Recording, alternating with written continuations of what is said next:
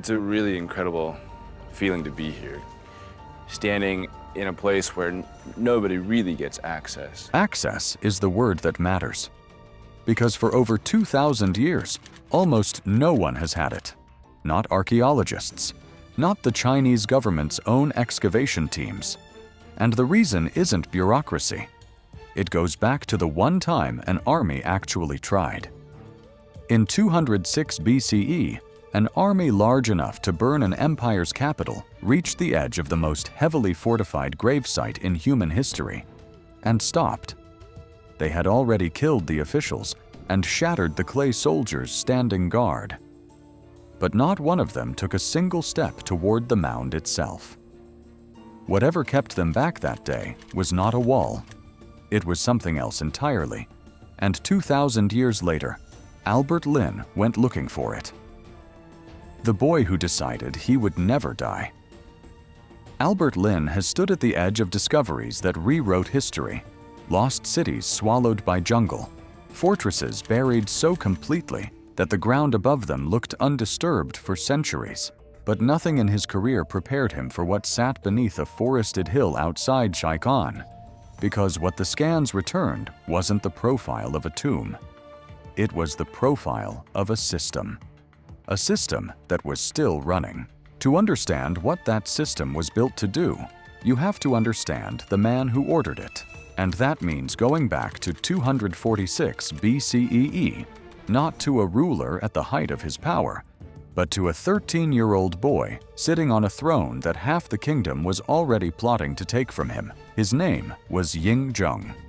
He had inherited the kingdom of Qin as a child, and from his first day on that throne, the adults around him had no intention of letting him actually rule. In ancient China, when a king was too young to govern, senior officials stepped in and made decisions in his name, which meant real power sat with them, not with him.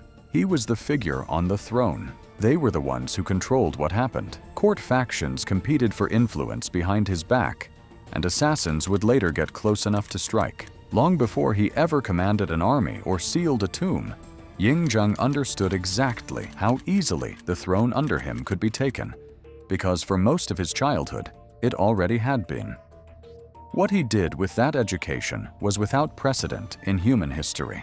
By 221 BCE, 25 years after taking that throne, he had conquered every rival kingdom in China until there were no rivals left, and he renamed himself Qin Shi Huang, the first emperor, the first ruler who had ever held the entirety of what we now call China in one set of hands.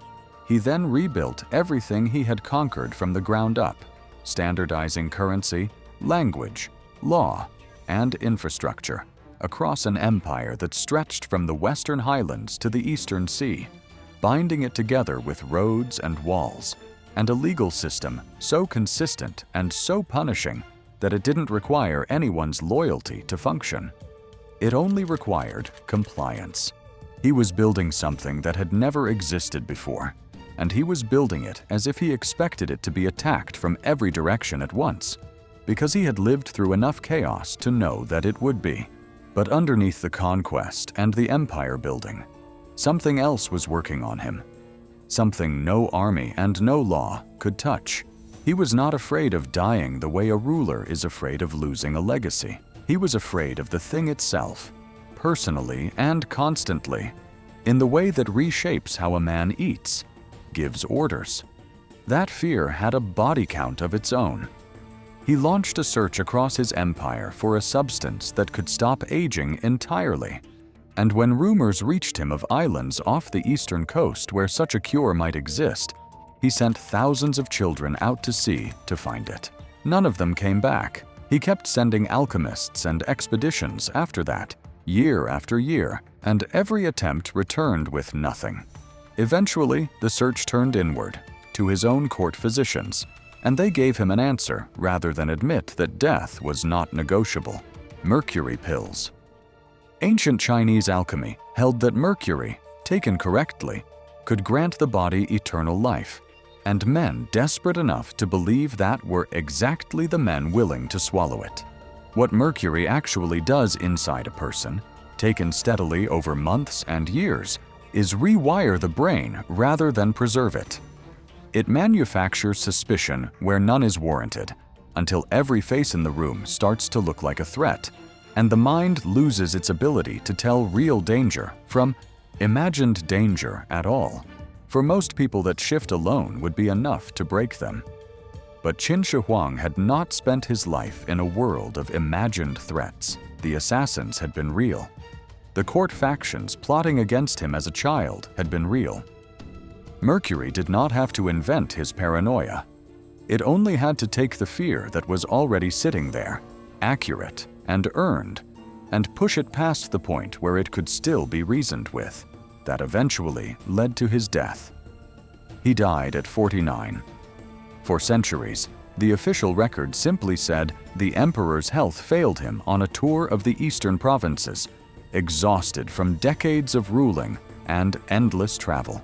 That was the story historians repeated for 2,000 years. But the mercury never stopped. Court physicians had been dosing him with it for years by the time he died, convinced they were extending his life with every pill. Modern analysis of what prolonged mercury exposure actually does to a body tells a different story than exhaustion. The most likely explanation for his death is not that his body simply gave out. It is that the men closest to him, the ones he trusted to keep him alive forever, spent years quietly poisoning him in the act of trying. The elixir, a legendary substance believed to grant immortality or eternal youth, he had emptied an empire's treasury, searching for never existed. What he built instead did. That project, the one he had started the same year he took the throne, consumed 38 years and 700,000 lives in continuous construction, and it was still standing when Albert Lin finally pointed his instruments at it. Still running exactly as it had been designed to run on the day the doors closed. And that is what made the data come back wrong. The construction no one was supposed to survive. That project is the tomb complex itself, and it began in 246 BCE, the same year Ying Zheng took the throne. He was 13 years old, and he had not yet unified China or won a single major battle. But he had already decided that whatever came after death needed to be built immediately. Because in his mind, death was not a distant problem. It was already present. Officially, the Chinese government describes the result as a tomb complex. But a tomb does not usually need 600 separate structures to hold one body. And that is exactly what sits underneath this hill.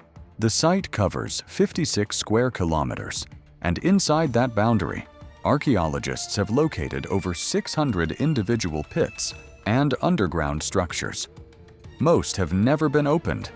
Everything the public has actually seen, the ranks of soldiers standing in their corridors, sits at the eastern edge of that boundary, more than a kilometer away from the hill at the center where the emperor himself is believed to lie.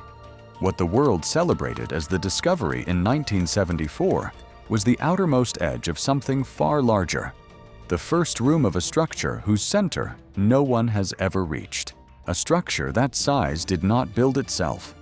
Qin Shi Huang conscripted roughly 700,000 people from across the empire to do it, pulled from prisons, from defeated armies, from workshops with no explanation given and no promise of return. Entire farming regions lost their working population to the project.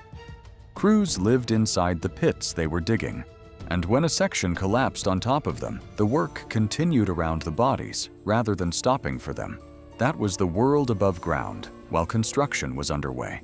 2,000 years later, it was the world below ground that Albert Lin's team came to measure. Ground-penetrating radar and magnetometry surveys confirmed large cavities beneath the mound, arranged across multiple underground levels, consistent with the palace-scale chambers ancient accounts describe. Radar cannot tell you exactly what stood inside those spaces. It can only confirm that something large enough to matter is still down there.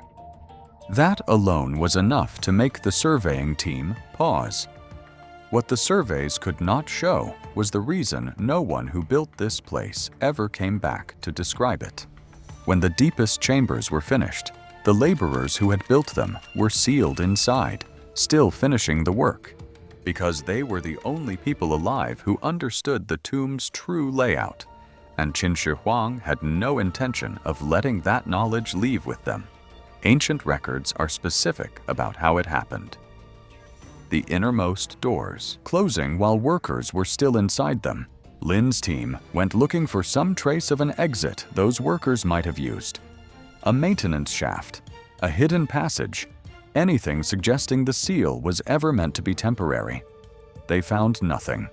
The seal was total, and it has held without shifting for over 2,000 years, which is not a long time in the abstract, but is, in practice, the entire span of recorded Western history sitting undisturbed beneath a hill most people alive today have never heard of. A seal like that was never going to be the only line of defense, though.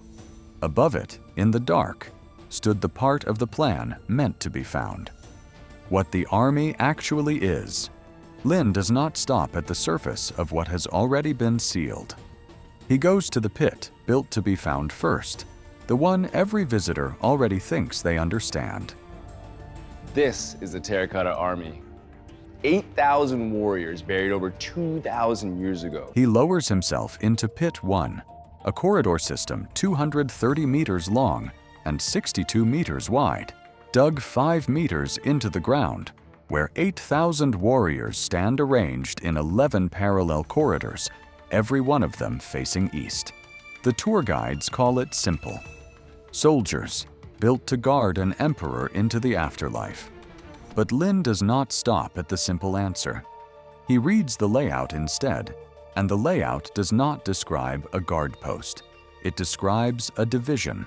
The pit is built the way a real Qin army would actually deploy for a fight. Crossbowmen positioned to cut down the first wave, infantry massed at the front to absorb the impact, chariots placed so commanders could see across the whole line. Nothing about it is decorative. It reads as a functioning military formation because it was built to be one. But a formation only proves intent. It says nothing about whether an enemy standing at the mouth of that corridor was ever meant to believe he was facing something alive. That illusion depended on the soldiers themselves. No two of the thousands of faces of warriors excavated are alike, even though only 8 molds were used to cast every one of them. Each face was hand-finished after firing, individually reworked with a different brow, a different suggestion of age the clay never actually had. Rank showed in the details rather than in any label, down to the headdress that marked a general apart from the men beneath him. The illusion did not stop at the face, it extended to color. The warriors were never the color they are now. They came out of the kiln, lacquered and painted, vivid enough to read at a distance.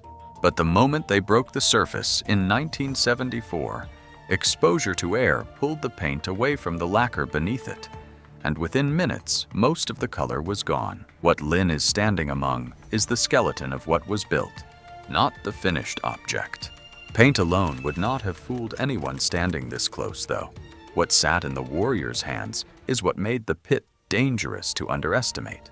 The weapons were never props either. Bronze swords, lances, spears, and crossbow components, more than 40,000 of them recovered from the pits, many still sharp after 2,200 years underground. None were ever swung in battle, but they were built to the same standard as the weapons the living army carried, because whoever broke into this tomb needed to believe they had found something real.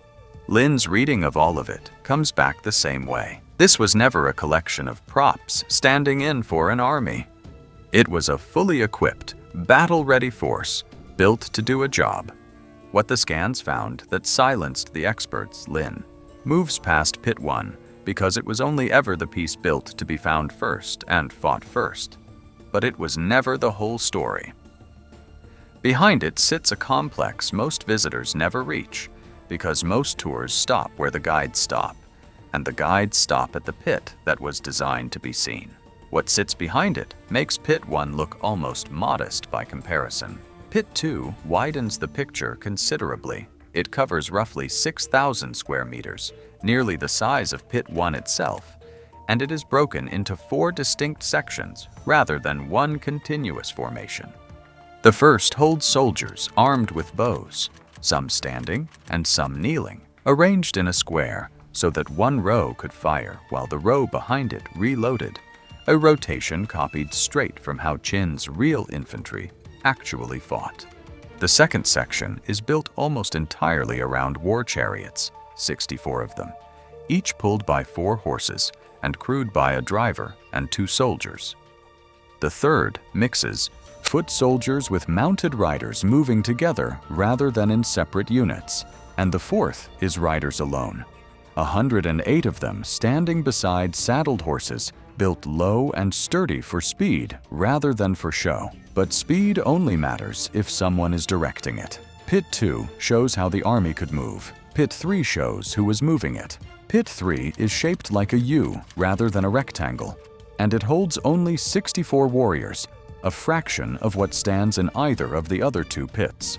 Unlike every other figure in the complex, these men do not face outward toward an enemy. They face each other, lining the inside of the U as though standing at attention for someone who has not yet walked in. Archaeologists read it as a command post rather than a fighting unit.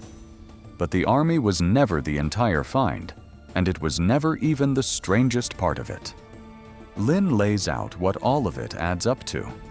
Qin Shi Huang did not bury an army to protect his afterlife. He buried an entire government to keep running it. The soldiers defended it. The officials administered it. The performers entertained it. Every branch of the state he built while alive seems to have a counterpart sealed somewhere in this complex. That reading did not start with Lin. Lead excavation archaeologist Duan Qingbo has summarized the same shift in understanding directly. People once assumed the emperor took a great many pottery soldiers into death with him. Now they understand he took an entire political system. But an army and a court are not the strangest thing this site has produced. That distinction belongs to a question that has nothing to do with what's buried here at all. The Greek question. No one can answer. Lin raises a question that has split scholars for years and produced its own documentary. Where did the idea for this army actually come from? The answer starts with a gap in China's own artistic history that Qin Shi Huang's tomb should not have been able to fill on its own. Before Qin Shi Huang, China had no real tradition of large sculptures built to scale. Earlier figures were small and simple, with little attempt at individual likeness.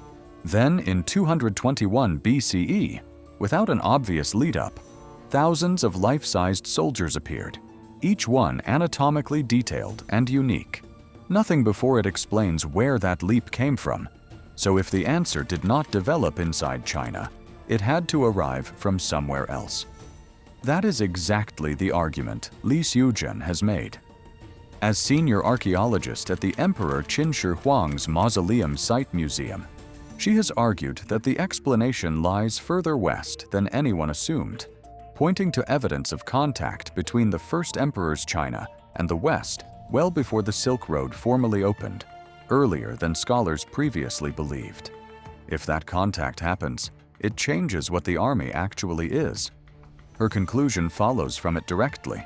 She now thinks the army was not a purely Chinese invention, but one shaped by contact with Greek art. That is not a guess built on coincidence. It rests on a documented trail. Alexander the Great died in 323 BCE, and in the century that followed, Greek artistic style spread across Central Asia along the same routes that connected the Greek world to the edge of China. Qin's own western provinces, the Gansu Corridor and the Tarim Basin, sat directly along those routes, which means Greek influence did not need to travel far to reach Qin territory. It only needed a courier. And there is physical proof that couriers existed. A bronze figure wearing what looks like a Greek Phrygian helmet, found in the Ili River Valley in Xinjiang, shows that foreign-style bronze sculpture was already moving through that corridor. The exchange went both directions, too. Molds for nomadic-style belt plaques turned up in the tomb of a 3rd century BCE Qin smith near Xi'an, proof that Qin craftsmen were not working sealed off from the world beyond their borders. They were watching what passed through and adapting it into their own work. There is even a strange line in the historical record to back it. Ancient accounts describe the first emperor casting 12 enormous bronze statues after reports reached him of giants in foreign robes appearing in his western territories. Some scholars read that line as a garbled account of his court encountering life-sized Greek statues for the first time. But Lin does not pretend the question is settled. Whether Greek craftsmen trained Qin artisans directly, or Qin artisans simply adapted what came down the trade routes secondhand, remains unresolved. The historian wrote, and the soil confirmed. The Greek question stays open because nothing about it can be checked without more digging than anyone has been allowed to do. But Lin's next stop rests on an account that can actually be tested, because parts of it left a physical trace that modern instruments can still read. That account belongs to Sima Qian, court historian of the Han Dynasty. Writing roughly 100 years after Qin Shi Huang died, he compiled the Shiji, the record Chinese history has been built on ever since. He never saw inside the tomb, and neither had anyone still alive by the time he wrote about it. What he put on paper was second-hand testimony, passed down about a chamber that had already been sealed for a century. What he described sounds less like a grave and more like a world rebuilt underground. Palaces stood inside it, built to house 100 officials. Rare treasures filled the chambers around them. The ceiling was set with the stars and inlaid with pearl. Rivers of mercury ran beneath it all, kept moving by some mechanism, imitating the empire's real waterways, and never meant to stop, even after the doors closed. For 2,000 years, that account was filed away as legend, the sort of embellishment that gathers around a powerful man once he is gone. Then, in the 1980s, researchers from the Institute of Geophysical and Geochemical Exploration began sampling the soil around the mound, and the readings did not behave like background noise. Mercury concentrations directly above and around the burial mound came back dramatically higher than anywhere else in the surrounding region, and a study in 2020 tested the same ground and confirmed it again. 2,000 years after Sima Qian wrote about rivers no one could verify, the soil did the verifying for him. They were sitting on the ground the whole time. The rest of his account has held up the same way. Ground-penetrating radar has confirmed large cavities and structural elements arranged across multiple underground levels beneath the mound, which itself rises 76 meters above the burial chamber. That chamber sits between 26 and 37 meters down. Within it, scans have picked out a smaller structure built with 4 stair-like walls, a shape one archaeologist told the Chinese press may have been built specifically to hold the emperor's soul rather than his body. None of this was supposed to be checkable. Sima Qian was working from a rumor passed down for 100 years before he ever wrote it. And for most of the 2,000 years since, that was reason enough to file his account next to myth, alongside every other exaggerated story about a dead emperor. But radar cannot be talked into finding cavities that are not there, and soil cannot be persuaded to carry mercury it never absorbed. Every instrument aimed at the ground he described has come back agreeing with him. Lin lays out where that leaves the record. Every part of Sima Qian's account that can be checked from the outside without ever opening the tomb has now been checked out. The mercury is real. Look at the scale of this place. Tells you a lot about the guy. The depth, the scale, the layered structure beneath the mound. All of it matches what a man writing a century later was told by people who never saw it either. Only one part of the account is left to confirm. And it is the one part still sealed. The sealed room and why it stays sealed. Every soil sample and every radar pass has led Lin to the same place. He walks toward the mound itself, a forested hill 76 meters tall, standing above the fields around it 1.5 kilometers from the soldiers built centuries ago to guard it. Nothing has entered that mound since 210 BCE, and nothing is entering it now either. That is not an accident of neglect. It is a policy. The Chinese government's position has not moved since the 1950s. The tomb stays closed until preservation technology can protect whatever sits inside from the moment it meets open air. That caution traces back to a single disaster. In 1956, excavators opened the Ming Dynasty's Dingling tomb, and within hours of exposure, the silk, wood, and textiles inside began to deteriorate and discolor in front of them. 2,000 years of preservation undone in an afternoon. That failure has shaped every decision made about this tomb since, and it is why the caution here is not bureaucratic hesitation, but a lesson learned the hard way once already. Former museum director Wu Yongqi has said as much directly. He does not believe current techniques are good enough to protect what the underground palace holds, particularly paper, silk, or anything made from plant or animal material. Something can sit in perfect balance for 2,000 years and then vanish within minutes once that balance is broken. Then there is the mercury. If the rivers Sima Qian described are real, and the soil samples say they are, the burial chamber holds concentrations of toxic vapor at depth that would kill anyone who tried to walk through it. The tomb may not need guards standing over it. It may still be defending itself, exactly as it was built to. Even the most recent excavation nearby has only made the case for caution stronger. In 2011, archaeologists found a satellite tomb belonging to a prince and chose to leave it sealed. They waited for over a decade until heavy rains threatening the site finally forced their hand in 2024, and what came out of the ground argued for every bit of that patience. What came up was untouched. Weapons, jade, gold and silver figurines, more than 6,000 bronze coins, all of it intact. Excavation leader Jiang Wenxiao said the tomb was built so precisely, so deep and so large in scale that the team had gone in expecting the usual story, since most ancient tombs have already been robbed by the time archaeologists reach them. This one had not been touched. He said the team was amazed.